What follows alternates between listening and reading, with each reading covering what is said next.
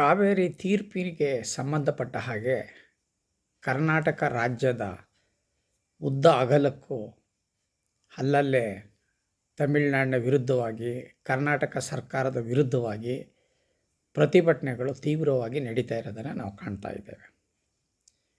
ಪ್ರತಿಭಟನೆ ವಿವಿಧ ರೂಪಗಳಲ್ಲಿ ನಡೀತಾ ಇದೆ. ಈ ಪ್ರತಿಭಟನೆ ಮಾಡ್ತಕ್ಕಂಥವರಿಗೆ ಒಂದು ಕಿವಿಮಾತು ಏನಪ್ಪ ಅಂತ ಹೇಳಿದ್ರೆ, ಪ್ರತಿಭಟನೆ ರಸ್ತೆ ಮೇಲೆ ಮಲ್ಕೊಂಡು ಕಿರುಚಿಕೊಳ್ಳುವುದಾದರಾಗಲಿ, ಕಾವೇರಿ ನದಿ ಮಧ್ಯದಲ್ಲಿ ನಿಂತುಕೊಂಡು ಕೂಗುವಂತಹದ್ದಾದರಾಗಲಿ, ಅಥವಾ ಬಂದ್ ಮಾಡುವಂಥದ್ದಾಗಲಿ, ಇದು ಏನು ಪ್ರಯೋಜನ ಇಲ್ಲ. ಇವು ಸೆಂಟ್ರಲ್ ಗೌರ್ಮೆಂಟಿಗೆ ಒಂದು ಮೆಸೇಜ್ ಹೋಗ್ಬೋದು, ಕರ್ನಾಟಕದಿಂದ ಪ್ರತಿಭಟನೆ ಹೀಗಿದೆ ಕಾವೇರಿ ವಿಚಾರ ಬಗ್ಗೆ ಅನ್ನೋದೊಂದು ವಿಚಾರ ಅರ್ಥ ಆಗೋ ಅಷ್ಟೇ, ಬೇರೆ ಇನ್ನೇನು ಇಲ್ಲ.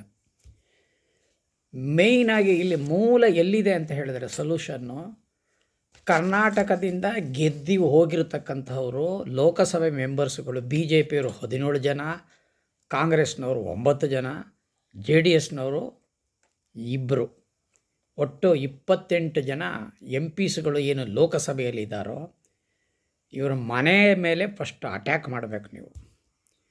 ಅವ್ರನ್ನ ಹಿಡ್ಕೊಂಡು ಅವ್ರ ಮೇಲೆ ಪ್ರೆಷರ್ ತಂದರೆ, ಒತ್ತಡ ತಂದರೆ ಅವರು ಪ್ರಧಾನಮಂತ್ರಿ ಮೇಲೆ ಒತ್ತಡ ತರ್ತಾರೆ. ಪ್ರಧಾನಮಂತ್ರಿ ಮೇಲೆ ಒತ್ತಡ ತಂದರೆ ಪ್ರಧಾನಮಂತ್ರಿ ಕಾವೇರಿ ಮ್ಯಾನೇಜ್ಮೆಂಟ್ ರೆಗ್ಯುಲೇಷನ್ ಕಮಿಟಿ ಮೇಲೆ, ಅಥಾರಿಟಿ ಮೇಲೆ ಒತ್ತಡ ತಂದು ನಮಗೆ ಸಕಾರಾತ್ಮಕವಾದಂಥ ಒಂದು ತೀರ್ಪು ಬರುತ್ತೆ. ಈ ಸತ್ಯವನ್ನು ಎಲ್ಲರೂ ಅರ್ಥ ಮಾಡ್ಕೊಳ್ಬೇಕು. ಸುಮ್ಮನೆ ರಸ್ತೆಯಲ್ಲಿ ಕೂಗೋದು, ಕಿರ್ಚೋದು ಏನು ಪ್ರಯೋಜನ ಇಲ್ಲ. ಒಂದು. ಎರಡನೇದು, ಕರ್ನಾಟಕ ಸರ್ಕಾರದ ಯಾವುದೇ ಚೀಫ್ ಮಿನಿಸ್ಟರ್ ಆಗಲಿ ನೀರು ಬಿಟ್ಟರೆ ರಾತ್ರಿ ಹೊತ್ತು ಅವ್ರನ್ನ ಧಿಕ್ಕಾರಕ್ಕೆ ಹೋಗೋಂಥದ್ದು.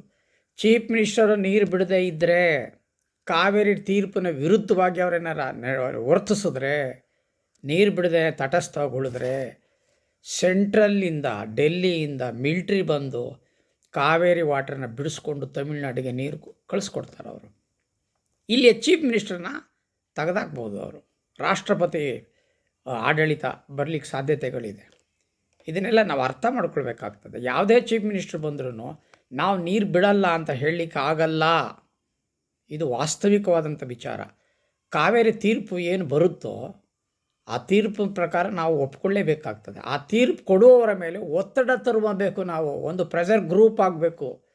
ಈ ರಾಜಕೀಯ ವ್ಯಕ್ತಿಗಳು ಇವತ್ತು ಬಿ ಜೆ ಪಿಯವರು 17 ಜನ, ಕಾಂಗ್ರೆಸ್ನವರು 9 ಜನ, ಜೆ ಡಿ ಎಸ್ ಅವರು 2 ಜನ ಎಂ ಪಿಸ್ಗಳಿದ್ದಾರೋ ಇವರು ಒತ್ತಡ ತರಬೇಕು. ನಂಬರ್ 1. ನಂಬರ್ 2, ರಾಜ್ಯಸಭೆಯಲ್ಲಿ 12 ಜನ ನಮ್ಮ ಕರ್ನಾಟಕದಿಂದ ಹೋಗಿರೋ ಇದ್ದಾರೆ. ಕಾಂಗ್ರೆಸ್ಸಿಂದ 7 ಜನ ಇದ್ದಾರೆ, ಬಿ ಜೆ ಪಿಯಿಂದ 5 ಜನ ಇದ್ದಾರೆ.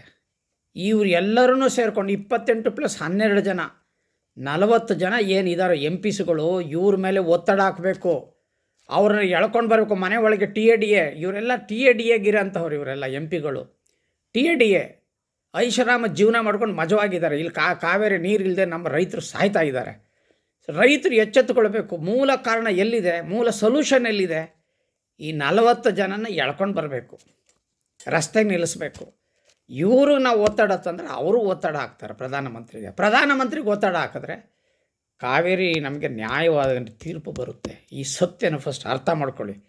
ಸುಮ್ಮನೆ ಕಿರ್ಚೋದು, ಅರ್ಚೋದು, ಕೂಗಾಡೋದು, ಬಾಯಿಗೆ ಮಣ್ಣು ಹಾಕೊಳ್ಳೋದು, ನೀರು ಕುಡಿಯೋದು, ಉರುಳಿ ಬೇಯಿಸ್ಕೊಂಡು ಎಲ್ಲರಿಗೂ ಹಂಚೋದು, ಇವೆಲ್ಲ ಸುಮ್ಮನೆ ಅವರವರು ಆತ್ಮಸಾಕ್ಷಿಗೆ ಏನೋ ಖುಷಿಗೆ ಮಾಡೋಂಥ ವಿಚಾರಗಳು, ಭಾಳ ನೋವಿನ ವಿಚಾರಗಳು ನಾನು ಹೇಳ್ತಿರೋಂಥದ್ದು. ಫಸ್ಟು 40 ಜನನ ಹಿಡ್ಕೊಳ್ಳಿ ಅವ್ರ ಮನೇಲೇನು ಮಲಗಿದಾರೋ TADA ತಗೊಂಡು ಮಜ್ಜವಾಗಿ ಎಳ್ಕೊಂಡು ಬನ್ನಿ ರಸ್ತೆಗೆ, ಒತ್ತಡ ಹಾಕಿ. ಇದು ಮಾಡಬೇಕಾದ ಕೆಲಸ. ಇದು ಬಿಟ್ಬಿಟ್ಟು ಬೇರೆ ಏನು ಮಾಡಿದ್ರೂ ಹೊಳೆಯಲ್ಲಿ ಹುಣಸೆಹಣ್ಣು ತಿಕ್ಕದಂಗೆ ಆಗುತ್ತೆ. ಎಚ್ಚೆತ್ತುಕೊಳ್ಬೇಕು. ಯೋಚನೆ ಮಾಡಿ. ನಮಸ್ಕಾರ.